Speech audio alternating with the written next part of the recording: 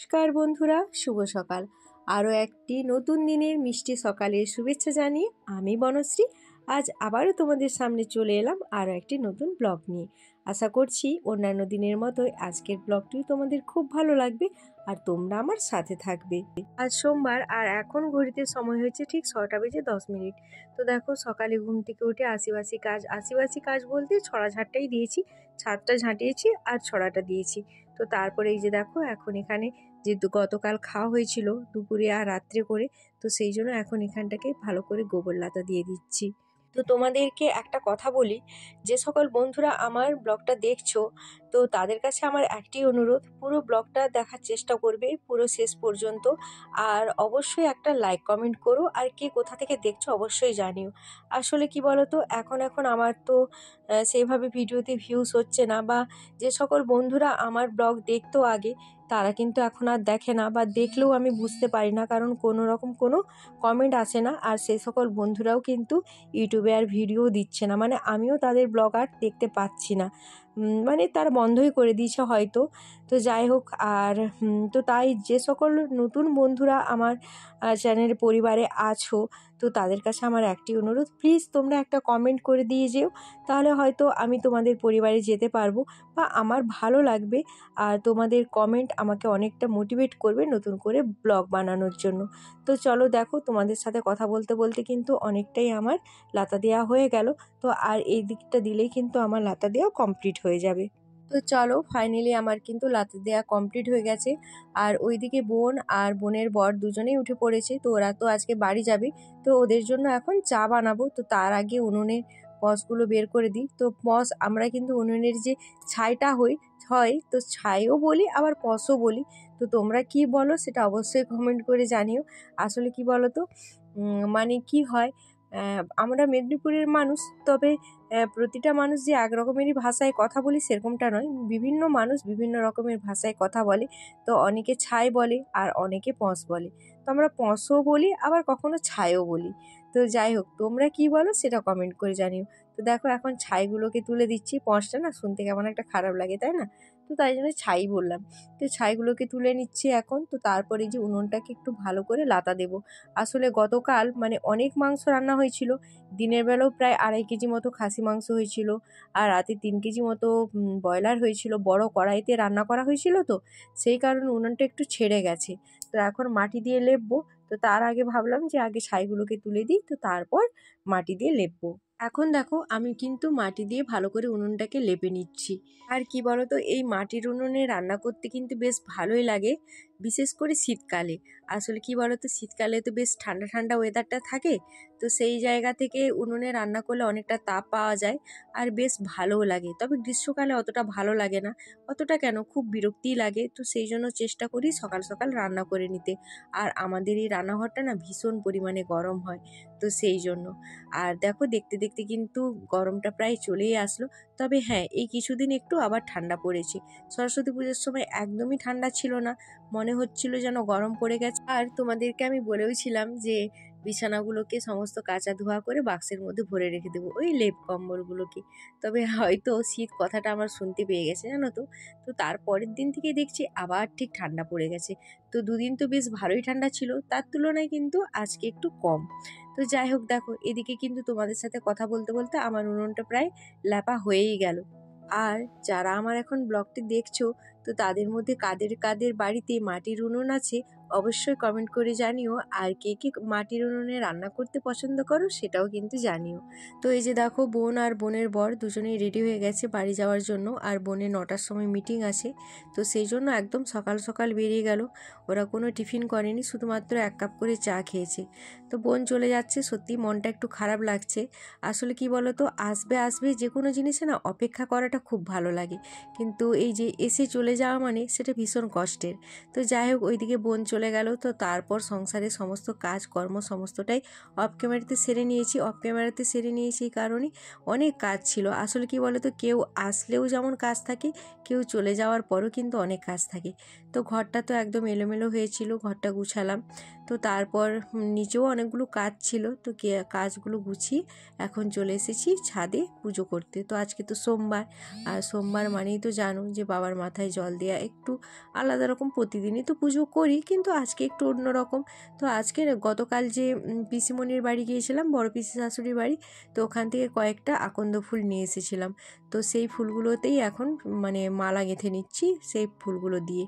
তো এই যে মুনুকে বললাম যে একটু ক্যামেরাটা ধরে দিতে, তো মুনু ক্যামেরাটা ধরে দিচ্ছি আর আমি এখন মালাটা গেঁথে নিচ্ছি। মালাটা একটু বড় করে গাঁথতে গিয়ে মানে পুরো আকন্দ ফুলে মালাটা গাঁথা গেল না। তো সেই জন্য বাড়িতে কিছু টগর ফুল আর ওই যে হলুদ রঙের যে ফুলগুলো থাকে, তো ওইগুলো দিয়ে মালাটা গেঁথে নিলাম। তো তারপরে এই যে দেখো, আগে মালাটা পরিয়ে নিয়েছি আর পৈতেটা পরাতে ভুলে গেছিলাম। তো তারপর আবার মালাটা বের করে আবার পৈতে পরিয়ে তারপর মালাটা পরালাম।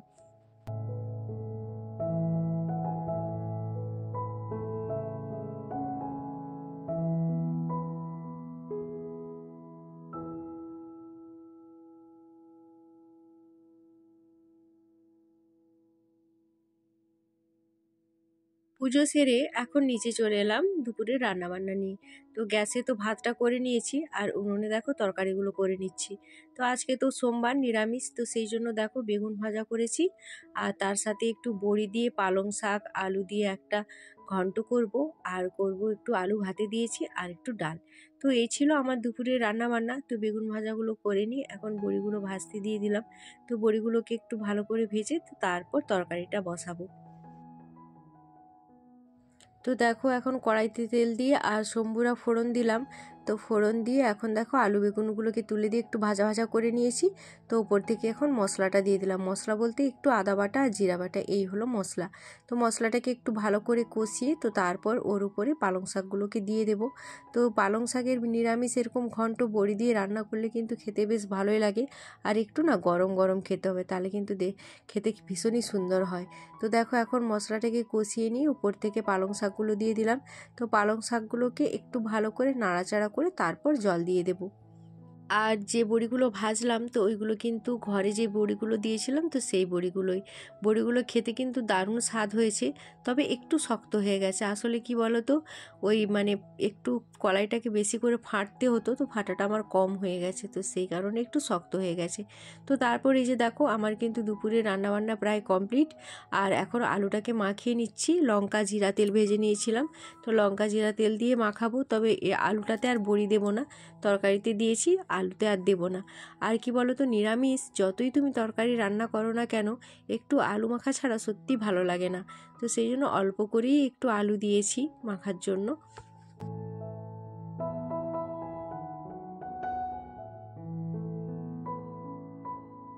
আর এখন ফিরে এলাম একেবারে বিকেলে। তো দেখো, গতকাল তো আমি ভিডিও এডিট ভয়েস ওভার কিছুই দিতে পারিনি। তো সেই কারণেই দুপুরে রান্নাবান্না করে আমি ভয়েস ওভার দিয়েছিলাম, ভিডিও এডিট করছিলাম। তো আর সেই জন্য আর তোমাদের সাথে কোনো রকম কোনো ব্লগ শেয়ার করতে পারিনি। তো তারপরে যে দেখো, সন্ধ্যাবেলা একটু চা করলাম, চা করে তোমাদের দাদাভাইকে দিলাম, নিজেও খেলাম। আর এখন রাতে রান্না করে নিচ্ছি। তবে রাতে হবে একটু ঘুগনি। ঘুগনি বলতে বোনরা এসেছিল, তো ওদের জন্য মটর ভিজিয়েছিলাম, কিন্তু ওরা মুড়ি খাবে না বললো। তো সেই জন্য আর সকালে করা হয়নি, তো সেইগুলোই থেকে গিয়েছিল। তো একটু এখন সবজি কেটে নিয়েছি। সবজি বলতে আলু পেঁপে আর একটু ফুলকপি ছিল, ফুলকপিটা দিয়ে দিয়েছি, বেকার কেন নষ্ট হবে, তো তাই দিয়ে দিয়েছি। তো দেখো তারপরে যে আমার এখানে মশলা কষানো হয়ে গেছে। তো ওই মটরগুলোই আর না যদি আজকে করি তাহলে নষ্ট হয়ে যাবে। সেই জন্য ভাবলাম যে এখন ঘুগনি করে নিই। আর তোমাদের দাদাভাই বলল মুড়ি খাবে। আর আজকে না আমাদের এখানে যাত্রা হচ্ছে, তো যাত্রা দেখতে গেছে তোমাদের দাদাভাই, এসে খাবে। আর অত রাত্রি এসে তখন রুটি ভাত কিছুই খেতে ইচ্ছে করবে না। তো সেই জন্য মুড়িটাই কিন্তু বেস্ট। তো সেই জন্য ভাবলাম ঠিক আছে মুড়িই হয়ে যাক। এদিকে আমার ঘুগনি হচ্ছে। তো ঘুগনি মুড়ির এই যে দেখো ঘুগনির মশলাটা করে নিয়েছি। মশলা কিছুই না, নিরামিষ জানোই তো, কালো জিরা আর হিং করে ফোড়ন দিয়েছিলাম। তো তারপর একটু আদা বেটে জিরা বেটে দিয়ে দিয়েছি আর কাঁচা লঙ্কা। তো এই যে দেখো এখন সবজিগুলোকে তুলে ভালো করে কষি, তারপর একবারে প্রেসার কুকারে দিয়ে দেবো। আলাদা করে আর মটরগুলোকে সেদ্ধ করিনি, কাঁচাগুলোই দিয়ে দিয়েছিলাম, প্রেসার কুকারে সিদ্ধ করে নিয়েছিলাম। তো তো খেতে ভালোই হয়েছিল, খারাপ হয়নি। তবে কি বলো তো, কলাইগুলো যেহেতু কাল থেকে ভেজানো ছিল তো সেই কারণে মানে সেদ্ধ হতে যেন একটু মানে সেদ্ধটা একটু কম হয়েছে, হয়তো আরেকটা সিটি দিলে ভালো হতো। ঘুগনি রান্না করতে করতে বোন ফোন করেছিল, তো বোনের সাথেই কথা বলছিলাম।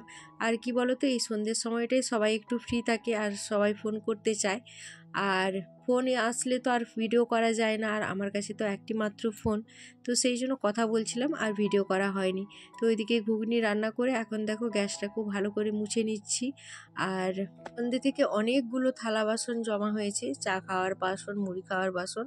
তো গ্যাসটা মুছে ওইগুলো নিয়ে যাব পুকুর পাড়ে, ধুয়ে নিয়ে আসবো। তো আগে আগে কি হতো বলো তো, টিউবওয়েলটা তাও মানে তবুও সন্ধেবেলা একটু ব্যবহার করতে পারতাম, কিন্তু এখন এত টিউবওয়েলটাতে টান হয়েছে, এখন আর একদমই ব্যবহার করা যায় না। তো বন্ধুরা, রাতের খাওয়া দাওয়া করে নিয়েছি। আর তোমাদের দাদাভাই তো চলে গেছে যাত্রা দেখতে, তো ওর খাওয়ার ঢাকা দিয়ে রেখেছি। আর রাতে তো খেলাম ঘুগনি মুড়ি। তো খাওয়া দাওয়া সেরে রান্নাঘর গুছিয়ে ধোয়াধুয়ি করে রেখে এখন চলে এসেছি ছাদে ঘুমাতে।